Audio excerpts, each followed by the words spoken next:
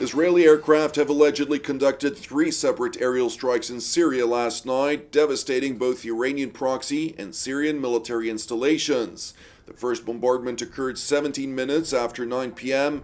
when unidentified aircraft fired several missiles from separate locations toward a number of Iranian installations housing Shiite militias adjacent to Kabaj and separately the As-Suhna Deir ez-Zor M20 and 7 road, both of which are situated in a rural region of the eastern part of the war-torn country.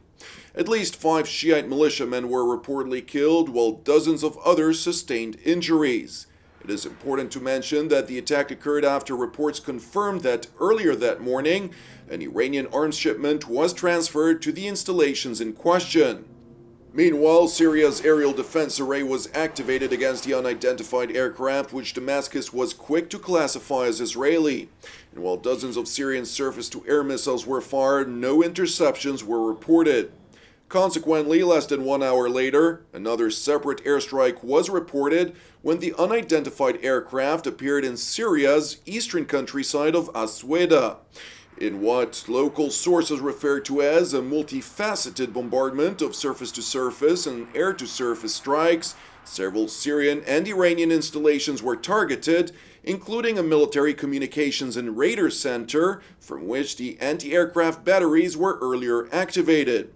At least 2 Syrian Air Force troops were reportedly killed, while a number of others, including Iranian proxy militiamen, were reportedly injured. Subsequently, another aerial strike was reported some 45 minutes after midnight near the towns of Salamiyah and Subura, which are situated in the rural countryside of Hama Governorate. Extensive damage was reportedly caused to Syrian military and Iranian militia installations, which serve as weapons and ammunition depots. While local sources confirmed that ambulances were heard rushing to the site of the explosions, TV7 was unable to corroborate reports of casualties. In response to TV7's request for comment, the Israeli military refused to confirm nor deny its alleged responsibility. Meanwhile, in the Syrian capital, Foreign Minister Walid al-Muallim complained over economic sanctions that were imposed by the European Union and separately by the United States against the Damascus regime as a blatant attempt to oust President Bashar al-Assad. Speaking at a press briefing, al-Muallim claimed that the sanctions were a blatant attempt to force Assad out of office. الرئيس الأسد سيبقى طالما الشعب السوري يريده أن يبقى.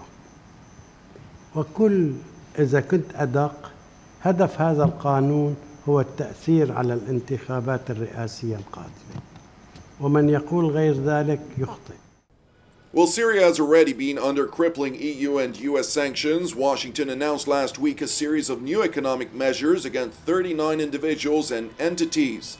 Among others, the newly imposed American sanctions may freeze assets of anyone dealing with Syria, regardless of nationality, effectively ratcheting up pressure on the country's few remaining allies. Nevertheless, the Damascus top diplomat voiced confidence in Syria's capacity to persevere. التحديات ليست سهلة، لكن أقول ليست صعبة، مستحيلة. التحديات بدأنا بإجراءات من شأنها التصدي لهذه العقوبات، وبدأنا بحوار مع أصدقائنا وحلفائنا الذين رفضوا تنفيذ هذا القانون من أجل تعميق العلاقات الثنائية بيننا. Among the so-called friends and allies, the top Syrian diplomat referred to is the Islamic Republic of Iran, which reportedly condemned the United States and Europe for imposing sanctions on Syria. Nevertheless, in light of the crippling sanctions regime imposed against Tehran itself, the Ayatollah regime has used the limited resources at its disposal to support its proxies across the region, including numerous militias fighting for the survival of the Assad regime. In other yet related news, the Iranian-backed Houthis in Yemen have reportedly conducted yet another attack on Saudi Arabia. According to the kingdom's-led coalition in Yemen, 3 ballistic missiles were successfully intercepted over the Saudi cities of Najran and Jizan. Furthermore, sources confirm that another interception was successful over the capital Riyadh, and separately 8 drones that were loaded with explosives were also shot down. Meanwhile, the Iranian-backed Houthis claimed responsibility for this attack. In a statement by their spokesman, they also evidently confessed to using Iranian-produced missiles and drones. فقد دكت صواريخنا من نوع قدس وذي الفقار وطائرات صماد 3 المسيرة مجرات ومراكز عسكرية في عاصمة العدو السعودي، منها وزارة الدفاع، الاستخبارات العسكرية، قاعدة سلمان الجوية، ومواقع عسكرية في جيزان ونجران. As earlier mentioned, the claims by the Houthi rebels of successfully striking their intended targets are false.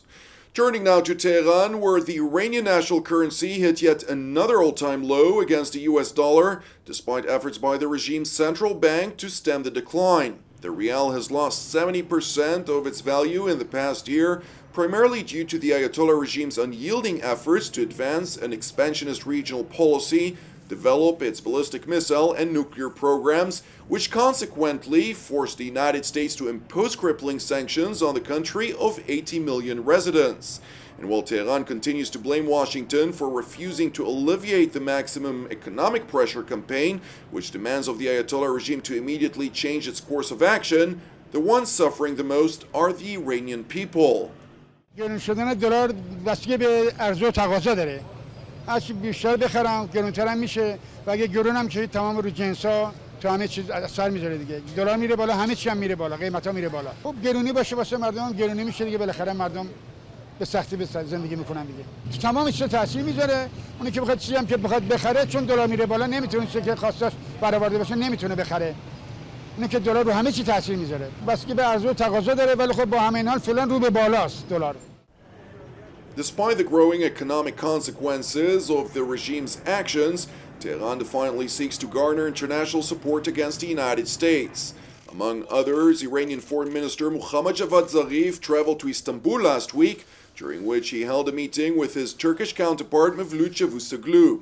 In a joint press conference, the Turkish top diplomat voiced support for the Islamic Republic of Iran and stressed Turkey's position in which it stands against America's unilateral sanctions on Iran. Minister Cavusoglu also seized the opportunity to reject reports of a fallout between Turkey and Russia vis-à-vis disagreements over Syria and Libya, respectively.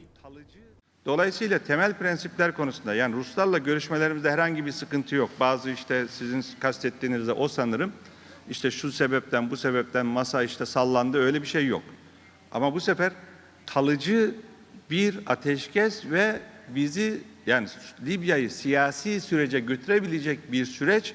Bunun da detaylarını biraz daha konuşmamız lazım. Meanwhile, in Moscow, Russian Foreign Minister Sergei Lavrov noted that he held phone conversations with Turkish Foreign Minister Mevlut Cavusoglu and separately with Egyptian Foreign Minister Samih Shoukry, during which he highlighted that he does not see any options other than an immediate ceasefire for Libya. Среди моих контактов телефонных последние несколько дней были и разговоры и с министром иностранных дел Турции, и с министром иностранных дел Египта. И тот, и другой мой коллега однозначно высказался в пользу именно такого подхода. Отсутствие военного решения необходимо всем признать. Надо садиться за стол переговоров и искать общеприемлемые договоренности. The statement by the top Russian diplomat comes as the warring sides in Libya are reportedly mobilizing near the city of Sirte, which is situated in the main oil region of the country. Meanwhile, in Libya's capital Tripoli, the deputy defense minister of the Government of National Accord, or GNA, Salah al-Namroush, revealed that alongside the backing of Turkey, the United States, by means of its military's Africa Command, is coordinating with the GNA on the ground. يوجد تحرك بعد تم رصد عدد هذه الطائرات التي تهبط وواضح أن في تدخل في الشأن الليبي فكان في تحرك من الولايات المتحدة وأصبح الآن ملحوظ طبعا تركيا كدولة عظمى وحليف لنا وهي تعتبر عضو في حلف الناتو ولدينا معها شراكة استراتيجية فيوجد هناك تنسيق أمريكي تركي في هذا المجال. It is important to know that U.S. Ambassador to Libya Richard Norland, accompanied by U.S. AFRICOM Commander General Stephen Townsend, held a meeting with GNA President Fayed al-Sarraj on Monday, during which they relayed Washington's strong opposition to escalating foreign military intervention on all sides. The U.S. Africa Command noted in a public statement that it previously conducted engagements with both the Government of National Accord and the Libyan National Army.